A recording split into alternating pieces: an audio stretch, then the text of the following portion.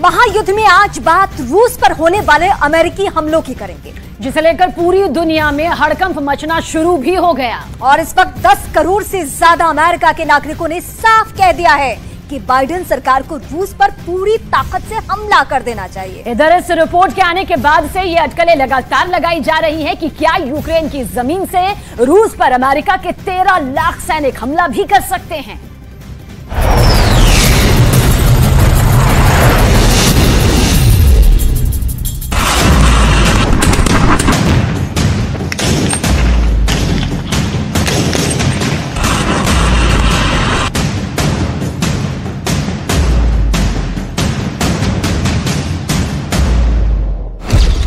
जंग को तैयार 10 करोड़ अमेरिकी। लगता है रूस के खिलाफ ज़ेलेंस्की की मांगें पूरी होने जा रही हैं। रूस यूक्रेन जंग में अब बहुत बड़ा उलटफेर होने जा रहा है। दावा किया गया है कि अमेरिका के 10 करोड़ नागरिकों ने सीधी जंग की मांग की है कि यूक्रेन की जमीन से रूस के खिलाफ अमेरिका सीधा युद्ध करे। दावा तो यहां तक किया गया है कि हो सकता है कि अमेरिका बड़ी तेजी से कुछ ही दिनों में अपने 13 लाख सैनिकों को यूक्रेन जंग में उतार सकता है। ऐसे हालात में सवाल उठ रहे हैं, आखिर अमेरिका की ऐसी क्या मजबूरी है कि वो रूस से सीधी जंग को तैयार हो रहा है।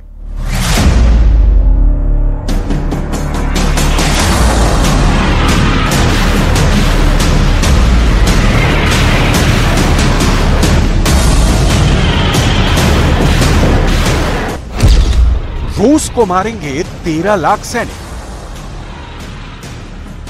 इधर कुछ रिपोर्ट्स में दावा किया गया है कि रूस जिस तरह से यूक्रेन की राजधानी कीव और ओडेसा में भयानक मिसाइल, ड्रोन और रॉकेट हमले कर रहा है, उसकी वजह से अमेरिका की बाइडेन सरकार पूरी तरह से बौखला गई है।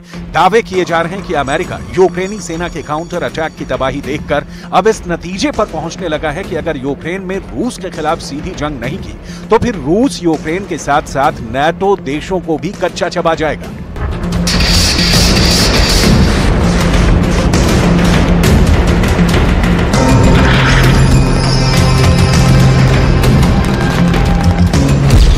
रूस को रौंदने को तैयार बाइडेन।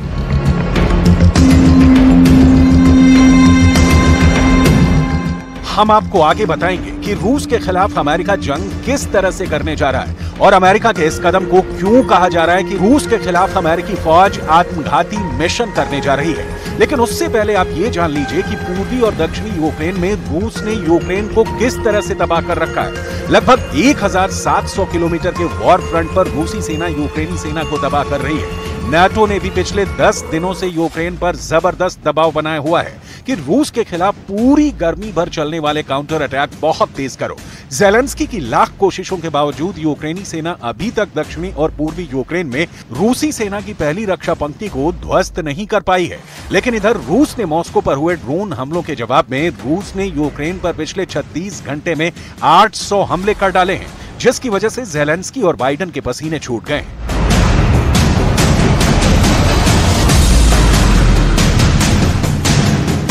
Постійно в щоденному режимі працюємо з партнерами щодо посилення нашого повітряного щита. Крок за кроком ми додаємо захисту.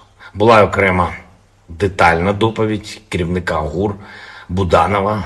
Окупанти точно відчують наслідки нашої роботи. Серйозно відчують. Ми готуємо низку міжнародних заходів. Тиждень буде дуже важливим для України, для нашої зовнішньої політики.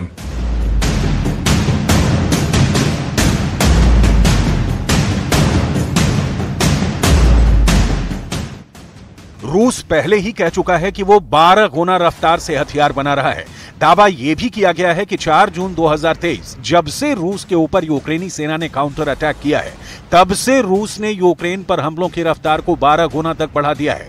इधर नाटो देशों से मिले 20 लाख करोड़ के हथियार भी यूक्रेन को बढ़त नहीं दिला पाए हैं, बल्कि रूस ने चुन चुनकर अमेरिकी HIMARS rocket, Patriot missile system, Bradley tank को तबाह कर डाला है या फिर कब्जा कर लिया है। अमेरिका को साफ लगने लगा है कि यूक्रेन जंग हार रहा है और हार का सारा ठीकरा अमेरिका और नाटो देशों पर आ जाएगा। इसलिए अब बाइडेन सरकार ने फैसला किया है कि यूक्रेन की जमीन से रूस से सीधी जंग की जाए।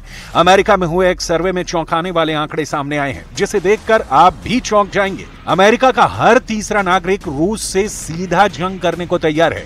जरा ये सर्वे देखिए।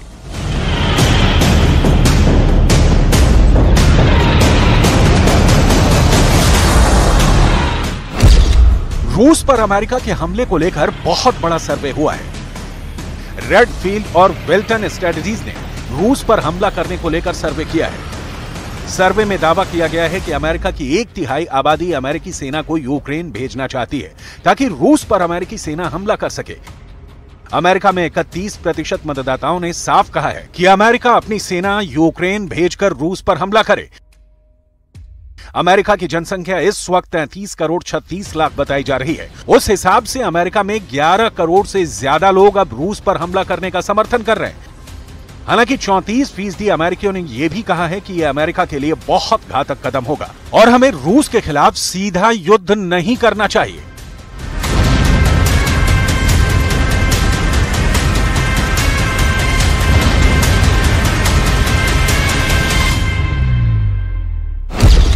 रूस को मारेंगे 13 लाख सैनिक।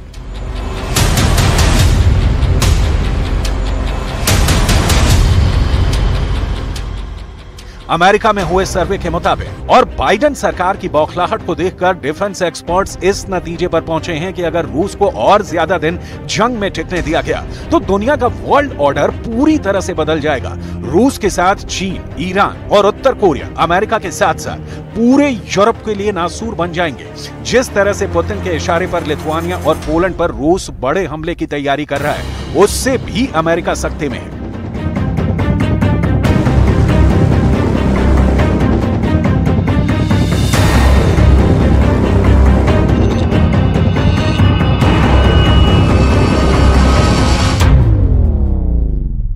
Касается польских лидеров, то, вероятно, они рассчитывают под натовским зонтиком сформировать некую коалицию и впрямую вмешаться в конфликт на Украине, чтобы затем оторвать себе кусок пожирнее, вернуть себе, как они считают, свои исторические территории, сегодняшнюю Западную Украину. ऐसे में अगर अमेरिकी सेना यूक्रेन की जमीन पर 13 लाख सैनिकों को उतारती है तो फिर युद्ध कयामत तक चलेगा।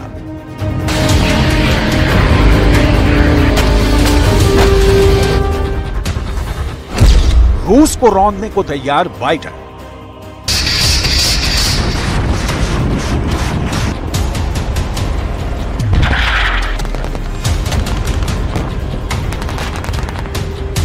हैरानी की बात तो यह है कि दूसरी तरफ यूक्रेन में रूसी सेना के हमलों से यूक्रेन की कमर टूटने लगी है।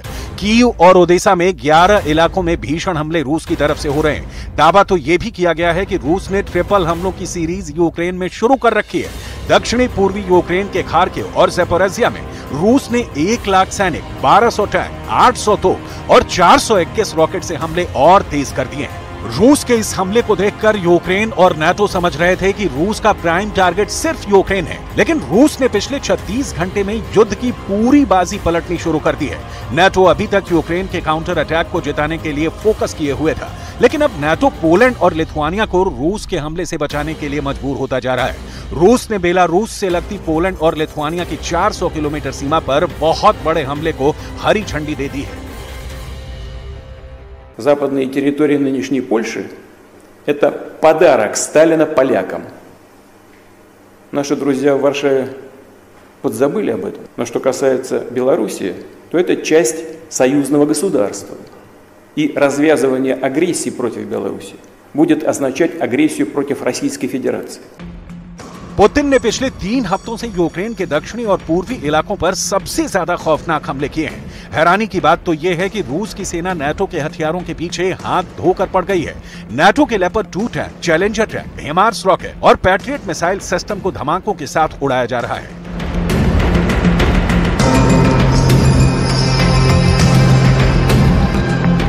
अब तक यूक्रेन का 45% तोपखाना रूस तबाह कर चुका है, जबकि यूक्रेन को नाटो से मिले 31% हथियार कारखाने में मरम्मत के लिए भेज दिए गए हैं। इधर पुतिन के हवाई और जमीनी हमलों ने यूक्रेन के टैंकों का कचूमर निकाल कर रख दिया है। रूस के दावों के मुताबिक यूक्रेन के दर्जनों टैंक जोरदार धमाके से उड़ा दिए गए हैं, जिसमें से कई टैंक धमाके की वजह से पेड़ों पर लटक गए और कई जमीन में दफन हो गए। Із відповідними наслідками для всіх у світі. Цінова криза. Найменших із можливих наслідків. Обговорили із паном Столтенбергом наші кроки щодо розблокування і забезпечення сталої роботи зернового коридору.